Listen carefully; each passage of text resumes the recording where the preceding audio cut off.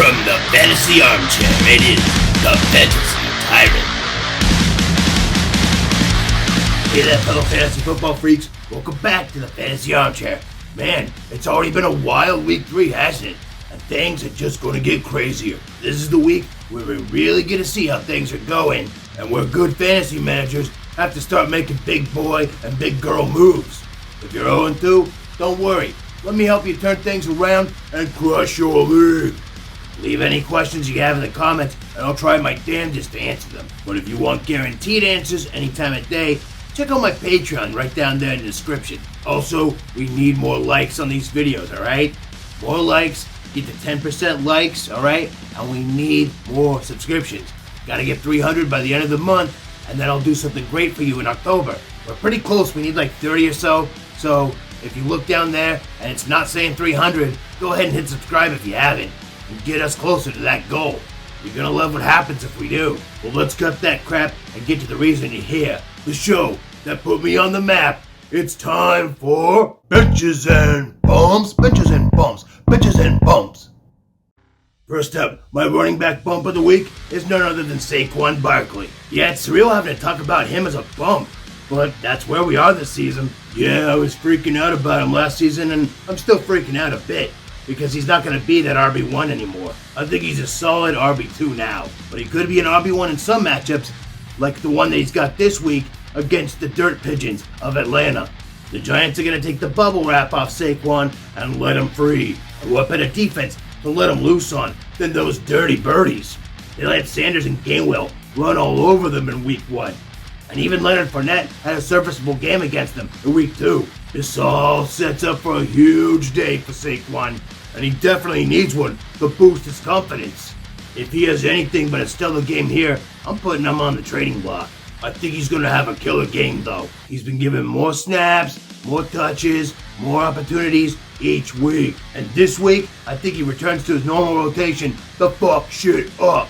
So bump up Saquon to your starting lineup and maybe keep him there for a while. Other running backs I'm giving a bump. Tyson Williams has been a solid RB2 since he took over for the Gus Bus in Baltimore.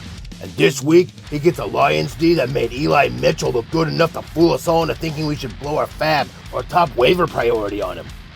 And then last week, look what Aaron Jones did to him. 115 total yards and 4 touchdowns.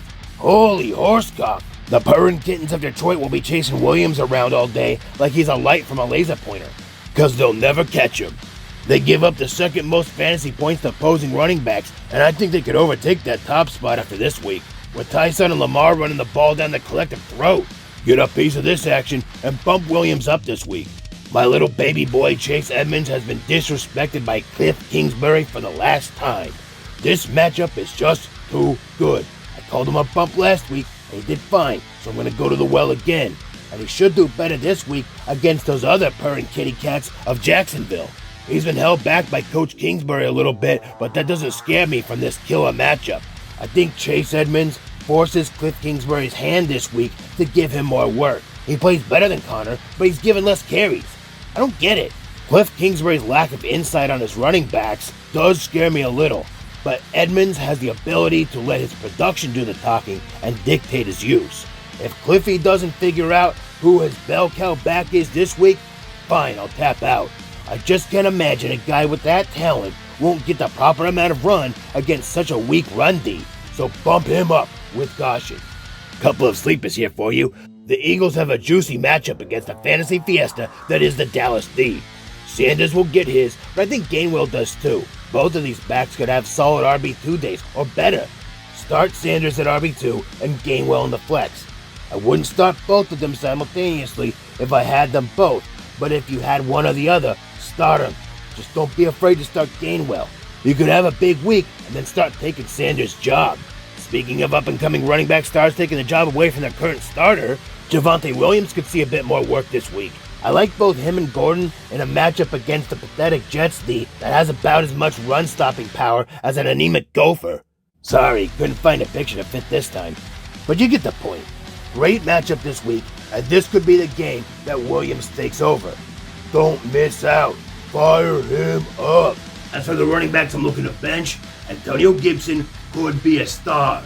but he's got a terrible schedule for running backs this season, especially these first 3 weeks. Next week, he'll have a better matchup, but this week, he's got the stout Buffalo Bills D, who stuffed anyone they faced so far.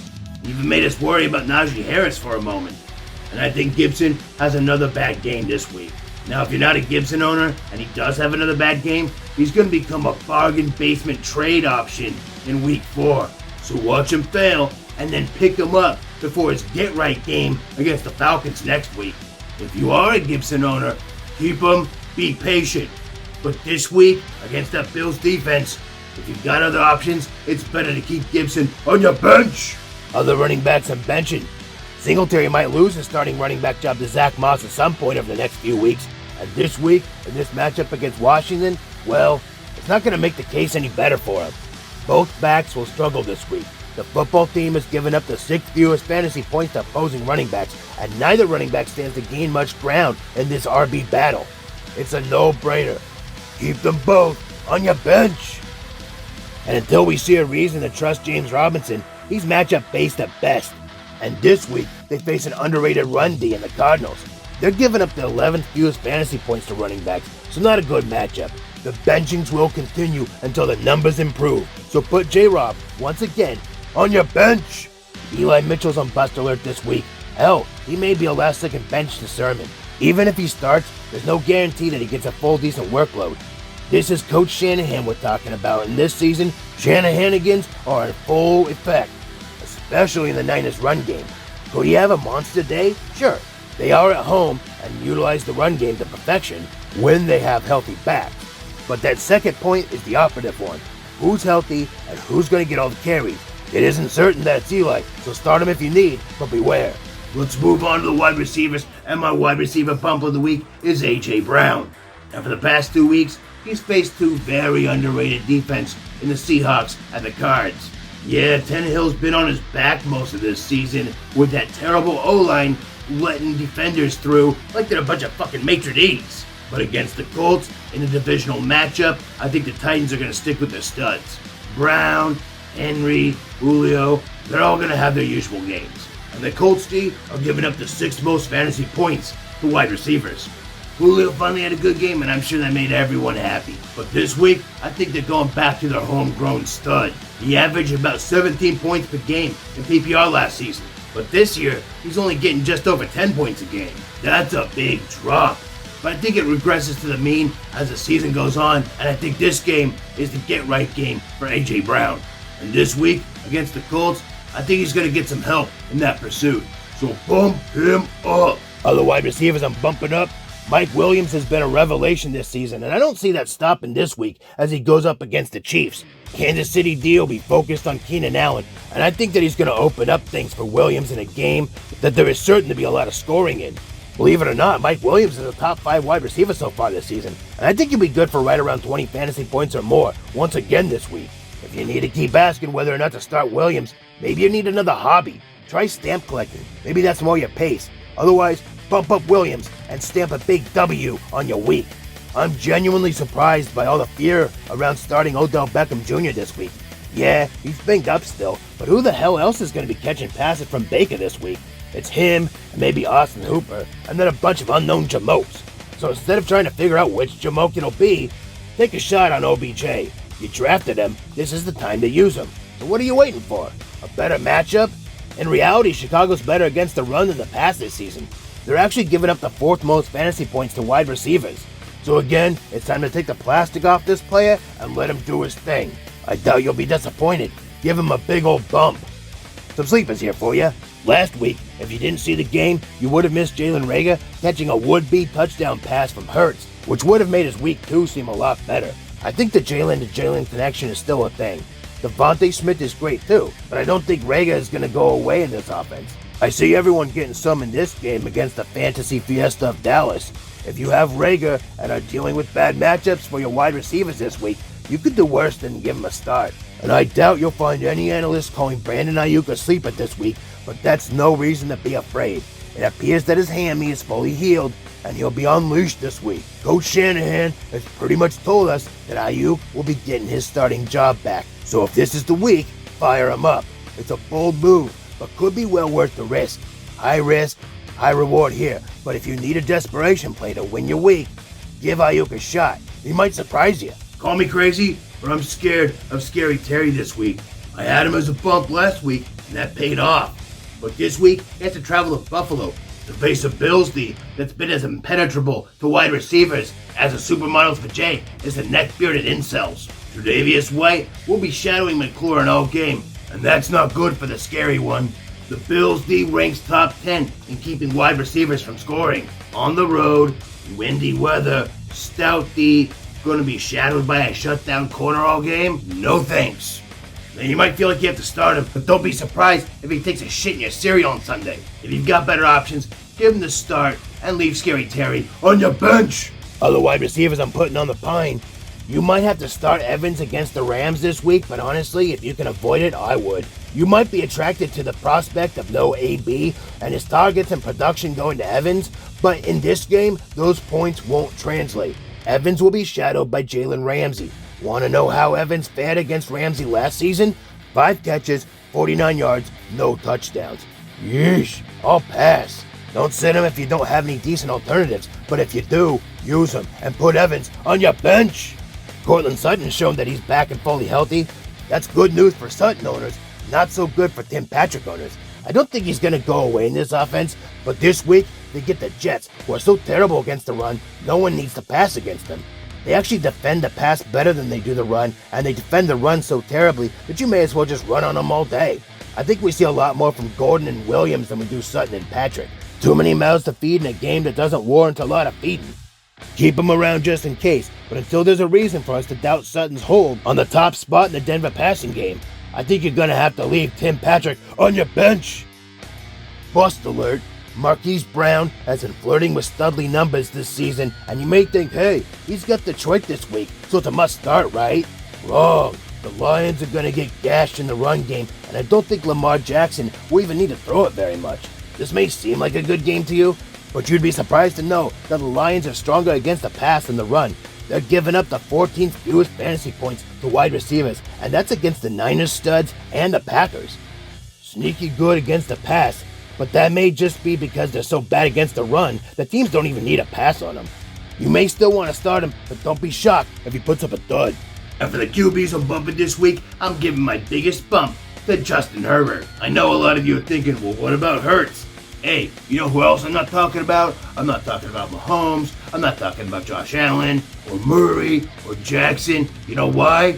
Because they're studs, just like Hurts.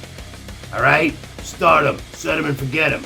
Now, Herbie's a QB that flirted with studliness last season, but this season not so much. Through these first 2 games, he's been way more Dudley than Studley. This week, though, he goes against the Chiefs, and I see a shootout in this one. Herbert's going to need to have to throw a lot of touchdowns to keep up with Mahomes and the Chiefs in this game. Lamar Jackson had a glorious game last week against them, and this week, it's Herbert's turn. Plenty of points means plenty of throwing and plenty of touchdowns. This will translate to a top 5 QB performance in fantasy. Mark my words. So put your worry away and give Justin Herbert a bump to your starting squad this week. Other QBs I'm bumping up. Captain Kirk has been a top 10 QB this season, as I, and practically no one else, predicted. You're welcome.